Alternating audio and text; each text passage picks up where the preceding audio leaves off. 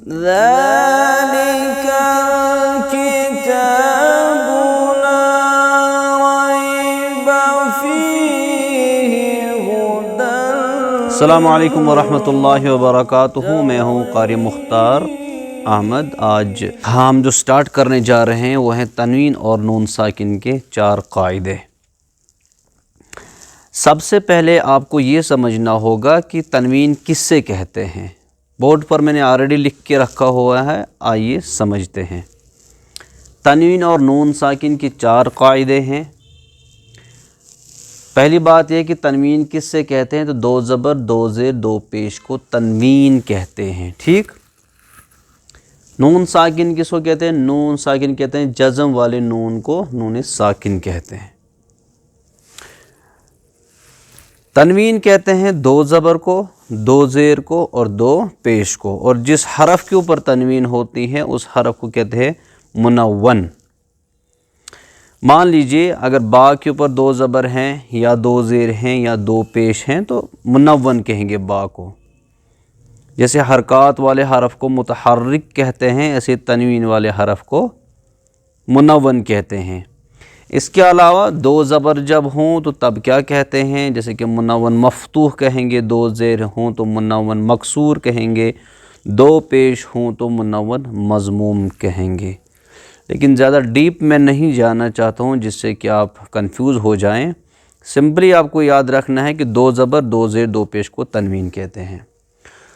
دوسری بات کہ جزم والے نون جو نون ہوگا، جس حرف پر بھی جزم، پہلے یہ بات سمجھ، جس حرف پر بھی جزم ہوتی ہے، الف سے لے کر یا تک جتنے بھی حروف ہیں، اگر ہم کسی بھی حرف پر جزم ڈال دیتے ہیں، یعنی ایک ایسا نشان، یہ دال کی طرح، چھوٹے دال کی طرح یہ نشان جو ہوتا ہے حروف کے اوپر، اس کو جزم کہتے ہیں یا سکون کہتے ہیں، تو ہر سکون والے حرف کو ساکن کہتے ہیں، ٹھیک۔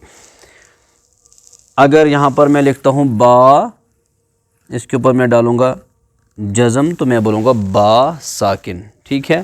ایسی جب نون کے اوپر جزم ہوتی ہے تو اس کو بولتے ہیں نون ساکن، ٹھیک۔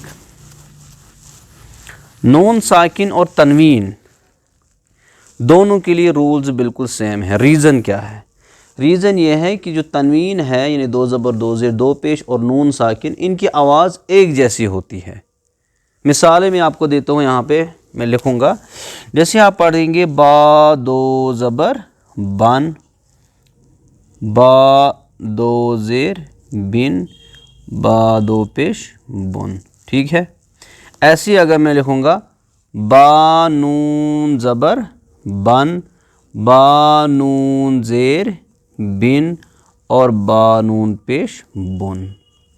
اب اگر ہم روانی پڑھیں گے تو دیکھیں بن بن بن، اس کو بھی پڑھیں گے بن بن بن، آواز بالکل سیم ہے، الگ الگ لکھا جاتا ہے، لکھنے میں ڈیفرنٹ ہے لیکن آواز ایک جیسی ہے۔ اب جب آواز اس کی ایک جیسی ہے تو رولز بھی دونوں کے لیے ایک جیسے ہوں گے، ٹھیک ہے۔ اسی لیے تنوین اور نون ساکن کے 4 قاعدے ہیں، کیونکہ دونوں کی آوازیں ایک جیسی ہے، ٹھیک ہے۔ تنوین کو تنوین اسی لیے کہتے ہیں کیونکہ اس میں نون کی آواز نکلتی ہے، تبھی اس کا نام ہی تنوین ہے، ٹھیک ہے۔ کیونکہ اس میں نون کی آواز نکلتی ہے تبھی اس کو منون کہتے ہیں، کہ ایسا حرف جس میں نون کی آواز نکلتی ہے۔ تو تنوین اور نون ساکن کی 4 قاعدوں کے نام پہلے ہم سمجھیں گے۔ نمبر 1 ہے اظہار حلقی، نمبر 2 اخفاء حقیقی، اور نمبر 3 اقلاب، اور آخر میں ہے ادغام، ٹھیک ہے۔ آج جو ہم ڈسکس کرنے جا رہے ہیں ان 4 میں سے صرف فی الحال اس لیکچر میں اظہار کو ہم ڈسکس کریں گے کہ اظہار حلقی کس کو کہتے ہیں۔ پہلی بات آپ یاد رکھ لیجئے کہ یہ جو قواعد ہیں یہ ہم اس لیے پڑھتے ہیں، تجوید کے قواعد، کیونکہ جب ہم قرآن پڑھتے ہیں تو ہم آواز یا تو ناک سے نکالیں گے یا منہ سے نکالیں گے۔ اکثر جگہوں پر تو منہ سے ہی آواز نکلتی ہے، کچھ جگہوں میں آواز جو ہے ناک میں چھپ جاتی ہے، ناک میں آواز بند ہو جاتی ہے۔ تو زیادہ تر ہم جو ہے ناک میں آواز نہیں چھپاتے ہیں، زیادہ تر قواعد ہم اظہار ہی کرتے ہیں، منہ سے ہی ظاہر کرتے ہیں آواز کو، ٹھیک ہے۔ لیکن کچھ جو قواعد ہیں جہاں پر ہم ناک میں آواز لیتے ہیں تو اس وقت کے لیے کیا رولز ہوتے ہیں، کب ناک میں آواز لینی چاہیے، کب ناک میں آواز نہیں لینی چاہیے، ایسے بہت سارے قواعد ہیں۔ فی الحال تو ہم آج بات کر رہے ہیں صرف اور صرف تنوین اور نون ساکن کی، ٹھیک ہے، کہ تنوین اور نون ساکن کی جب ہم بات کریں تو کہاں کہاں ہمیں ناک میں آواز لینی چاہیے، کہ اگر آفٹر تنوین یا نون ساکن لیٹرز آتے ہیں ایک سے لے کر حروف تہجی ایک سے لے کر برابر 29 تک 29 تک جتنے بھی لیٹرز آتے ہیں، کب ہمیں ناک میں آواز لینی چاہیے۔ تو آئیے اب بات کرتے ہیں پہلے اظہار حلقی کی۔ تنوین اور نون ساکن کا یہ پہلا ہی قاعدہ ہے، جیسے کہ بورڈ پر میں نے لکھا اظہار حلقی۔ اظہار حلقی ہم اس کو کیوں کہتے ہیں؟ حلقی اس لیے کہتے ہیں کیونکہ یہ ہمارے ان لیٹرز کے ساتھ تعلق رکھتا ہے جو ہمارے حلق سے نکلتے ہیں، تھروٹ سے نکلتے ہیں، اسی لیے اس کو بولتے ہیں اظہار حلقی، یعنی آواز کو ہم ظاہر کرتے ہیں، آواز کا اظہار کرتے ہیں، لیکن کن لیٹرز کے اوپر؟ جب حروف حلقی آئے۔ حروف حلقی 6 ہیں، حمزہ، ہا، عین، حا اور غین، خا۔ ان کو اس لیے حروف حلقی کہتے ہیں کیونکہ یہ ہمارے حلق سے نکلتے ہیں۔ مان لیجئے یہ ہمارا حلق ہے، سب سے پہلے جو ہے یہاں سے نکلتا ہے خا اور غین، اس کے بعد یہ ہے سینٹر والا، یہاں سے نکلتا ہے حا اور عین، اس کے بعد لاسٹ والا ہے، یہاں سے نکلتے ہیں حمزہ اور ہا، یہ سینے کی طرف والا۔ جو پہلا ہے اس کو بولتے ہیں ادنائے حلق، ٹھیک۔ اس کے بعد جو بیچ والا حصہ ہے جس کا آلریڈی آپ کو بتا دیا گیا ہے ان کے مخارج، اس کو بولتے ہیں وسط حلق، وسط کے مناتے ہیں سینٹر، ٹھیک ہے۔ اور اس کے بعد ہے تیسرا، اس کو بولتے ہیں اقصائے حلق، ٹھیک ہے، اقصائے حلق یعنی سینے کی طرف والا حصہ۔ حروف حلقی 6 ہیں، حمزہ، ہا، عین، حا اور غین، خا۔ اگر ان میں سے تنوین کے بعد یعنی 2 زبر 2 زیر 2 پیش کے بعد یا نون ساکن کے بعد 2 زبر 2 زیر 2 پیش یا نون ساکن، ایسا نون جس کے اوپر جزم ہو، ٹھیک ہے، اگر نون ساکن یا تنوین کے بعد ان 6 لیٹرز میں سے کوئی لیٹر آتا ہے تو آپ کو سمپلی کیا کام کرنا ہے؟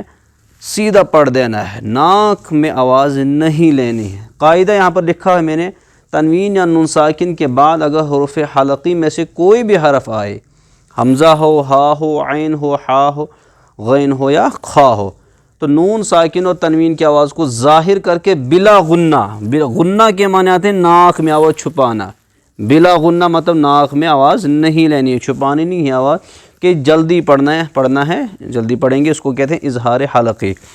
ایگزامپلس میں آپ کو دوں گا، ایگزامپل سے بات سمجھ میں آ جاتی ہے۔ جیسے آپ سورہ فاتحہ پڑھتے ہیں، سورہ فاتحہ میں پڑھتے ہیں اہدنا الصراط المستقیم صراط الذین انعمت، یہ دیکھ لیجئے انعمت، یہ ہے نون ساکن، ٹھیک ہے، یہاں پر نون ساکن ہے، یہ دیکھ لیجئے نون ہے، اس کے اوپر جزم ہے، اس کے بعد عین آیا ہے، یہ دیکھ لیجئے نون ساکن کے بعد عین ہے۔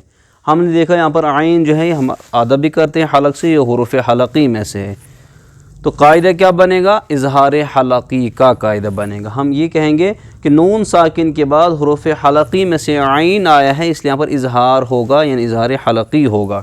پڑھنے کا طریقہ کیا ہے؟ سیدھا پڑھیں گے انعمت، آپ ایسے نہیں پڑھ سکتے انعمت، وہ غلط ہے کیونکہ اظہار ہے، گنہ نہیں ہے، اخفا نہیں ہے، بلکہ اظہار ہے، ٹھیک ہے۔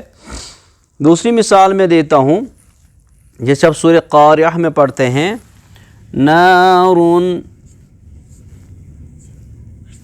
حامیہ،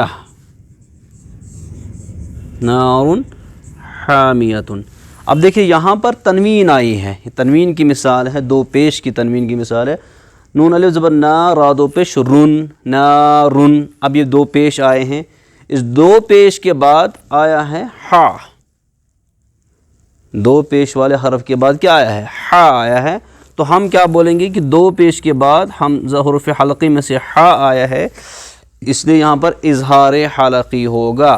نارن حامیہ نہیں پڑھ سکتے ہیں، سمپل پڑھیں گے نارن حامیہ، نون کی آواز کو منہ سے باہر نکالیں گے، نہ کہ ناک میں آواز کو چھپائیں گے، ٹھیک ہے۔ انعمت نارن حامیۃ، ٹھیک ہے۔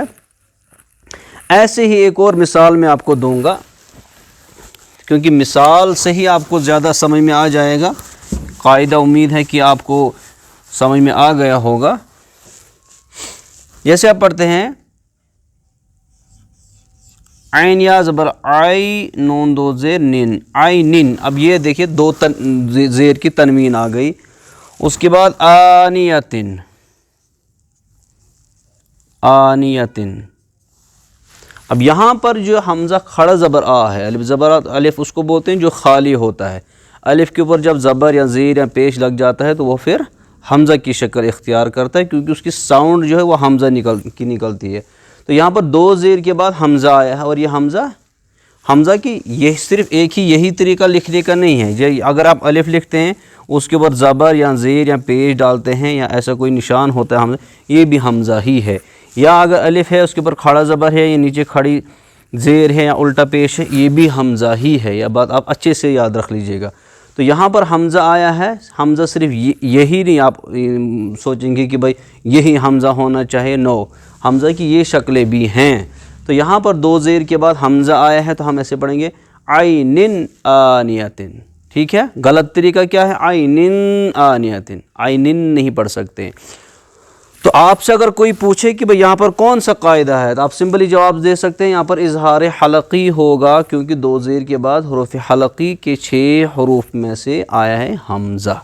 قرآن کریم میں بہت ساری جگہیں جگہیں ہیں جہاں پر اظہار حلقی لکھا، ہر پیج پہ لگ بھگ اس کے رولز ہوں گے۔ تو امید کرتا ہوں کہ آج آپ کو تنوین نون ساکن کا یہ پہلا قاعدہ سمجھ میں آ گیا ہوگا۔